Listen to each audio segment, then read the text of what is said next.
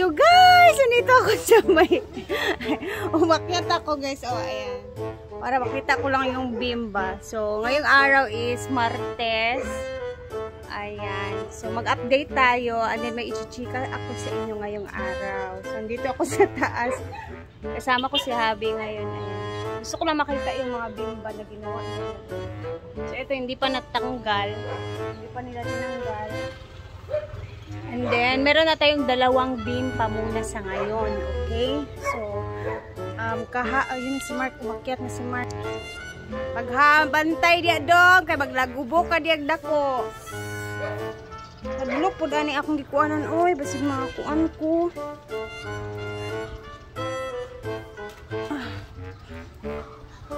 Uy, pag-hinay diha. Kawid dasad ka sa ano. Huh?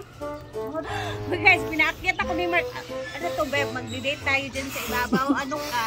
Pero pag-away ba? Dali na paghagbong mo daw. Hala, sige kong tapya. Hagbong lang on time. Hagbong mo. Gawaan.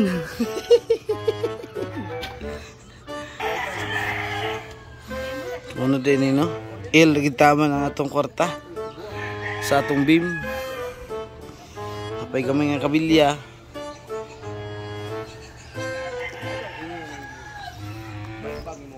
So, ito na yung itsura ngayon. So, bali dalawa pa lang yung beam natin. So, nandito tayo ngayon. Ayan, nakita nyo ako kanina. Umakyat kami ni Mark sa taas.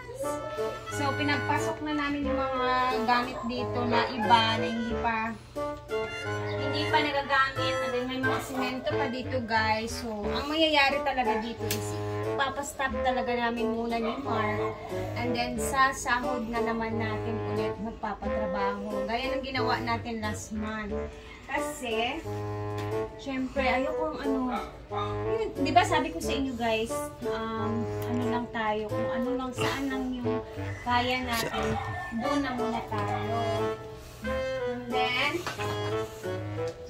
yun lang muna siguro. So, may dalawa tayong beam, tapos, 8 ng poste ang na-afford natin last month sa ating sahod. O, diba? Saan kayo hahanap dyan ng ganyan? O, siyempre, very proud kami ni Mark kasi may napatayo kaming poste at 2 beam sa sahod namin last month. So, ngayon naman ng month, siyempre, nasa 20 pa tayo magsasahod, no? So, abangan natin kung ano naman yung mapapatayo natin dyan, Beb. Kasi, ang next neto is yung mga beam na kulang. 6 yung beam, di ba? So, meron ng 2. So, 4 na beam yung kulang natin. So, hopefully, ma-provide namin ni Mark kahit yung 4 na muna na beam sa sahod ngayong 20 ng February.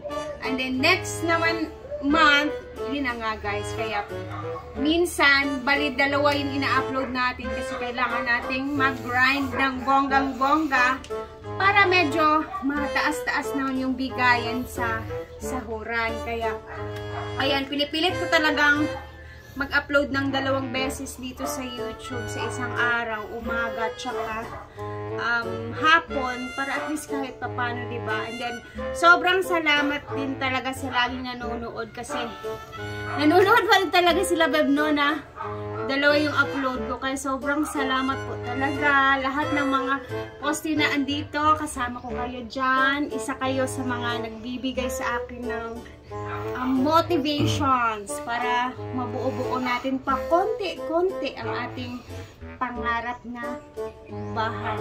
So, yung chika dito, bebes, yung nakausap ko kanina, hindi naman daw talaga ganon yung ano dito. Kumbaga, matanda na siya, and then dito lang siya na, kumbaga, tumira, and then dito na din siya na binawian. So, ano pala yun guys, wrong info yung sabi dun sa una nating vlog. So, ilang ka minutes, Beb? 3. So, medyo malayo-layo pa yung chikahan na gagawin ko. So, ano masasabi mo, Beb, na i-stop muna natin yung ano, may stop muna natin, Siya nila nakagisi-gisi. I-stop muna natin ang ating bahay for renovate. So, normal. 1 year ang kontrata sa bahay. Ako, ang nasa isip ko talaga, Beb, is abutin siya ng 2 years. Oo, 1 year. 1 year lang. 1 year lang? For you? Ako, pinakamahaba na yung 2 years. Kasi wala naman talaga tayong pondo na sakto. So, for me, okay lang ako na abutin tayo ng 2 taon. Kasi, hindi naman tayo nagmamadali din, di ba? Bandahan lang. Bandahan lang. So, ayan, ano nila yung may mga simento ba dyan sa ilalim. Konti na lang, mga 5, 6. Dito sila nagmasa pala, no? Sa daan na kami. Oo. Tapos, di ba at least meron na tayong poste na nakaano. Sabi ko nga sa inyo, ito is dahan-dahan lang kasi ayaw ko din naman magpabigat sa totoo lang kay Brenda, guys. Oo, alam ko, ito yung ano ko ha. Oo, alam ko si Brenda, tutulong talaga siya sa totoo lang. Pero, ako as a friend, alam ko, ang dami ding pinagagastuan ni Brenda. Lalo na ngayon, may function hall siyang ginagawa. Yung necklace nga niya, inasanlanan niya. So, na-vlog na din niya yon. So, pwede ko na siyang sabihin. So, yun lang. Kumbaga, as a friend, ayoko magpabigat sa kanya lalo. Kasi alam ko marami siyang obligasyon sa buhay. Kumbaga ganon. Siguro in the future, yung wala masyadong gagastusin, why not? Pero sa ngayon, very magastos pa yung dami pa siyang ginagawa. And dito naman sa bahay namin is kayang-kaya naman to siya, guys. Alam niyo naman ako, diba? So, at least kahit paano, may poste na tayo nakatayo. And then, nakakatulog tayo ng maayos. Kasi wala pa tayo masyadong obligasyon, di ba, Beb? Filing dali kayo yung pumps. Filing. Okay na sa filing. Ang importante, ang beam lang kasi medyo And then, meron kaming plan ni Mark dito kung yung second floor ba, idiretso ba natin sa bubong? Hindi. Or, gawin na lang namin ni Mark na parang terrace yung buong second floor. Kumbaga tambayan kasi. Tama naman yung sinabi ni Brenda na isa lang yung anak mo, Rhea. Ba't magsa-second floor ka? Di abang lang naman. Abang lang naman siya. In the future ba? Hindi naman agad-agaran. In the future, at least. In the future. Nagkabutas-butas na nga yung hobby. Kawawa naman yung hobby ko. Sa ngayon, maghabal-habal ka muna ng bonggang-bongga kasi syempre ang ating mga sahod is inubos natin sa poste. Then, ayan, habal-habal for the ulam and mga snack ni Diday sa school. Oo. And then, kaya naman ni Mark yan. Siya pa. Diba? Uy, kay kanana na to sa ano. Okay naman Takanan yan ng tubig. Andito pa pala yung mga gamit nila yun. Hindi yan mawawala kaya. Dito pa kasi yung usapan namin sa aming foreman is sa sahod naman yung next talaga na trabaho. So, naintindahan naman nila.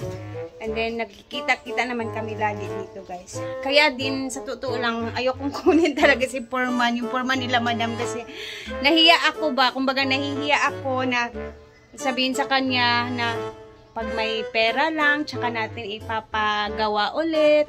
Kumbaga, putol-putol na trabaho ba? So, nahihiya ako kasi parang nasanay ata din si foreman na dire-diretso na trabaho. Parang ganun. So, eto na yung ano natin, update muna. And siguro yung next update natin ulit dito sa bahay na to is sa sahod na naman sa petsa 23 or 24. Yan yung mga sahod-sahuran talaga eh. So, medyo relax. And then, at least, diba, yung mga, napakalaki na ng, improvement, tsaka achievement na nakikita natin. At least, parang medyo relax. Tsaka ibahin na naman nila tayo sa dun talaga sa may mga milyones at mga maperang tao kasi yun dire-diretso talaga na trabaho yun. Ito naman is kung hanggang saan lang tayo talaga kaya natin, dun na muna talaga. Kagaya nung ginawa ng ate ko sa bahay nila. Every sahod lang din yung ano nila. So, hindi namamalayan. Tapos na pala. Ganun. That's all. And hanggang dito na muna talaga ang ating video kasi kailangan pa namin kunin si Diday dahil examinations ngayon sa school for 3rd quarter. So, busy-busy talaga ang aking life-ness. Yung kahapon, nag-meeting naman. So, okay, bahay-bahay. Dito na muna ikaw. Ay, si tatay. Tapos silingan. Dito ka muna. Mag-stay ka muna dyan. Balikan ka namin sa mga sahuran. Bye guys for watching!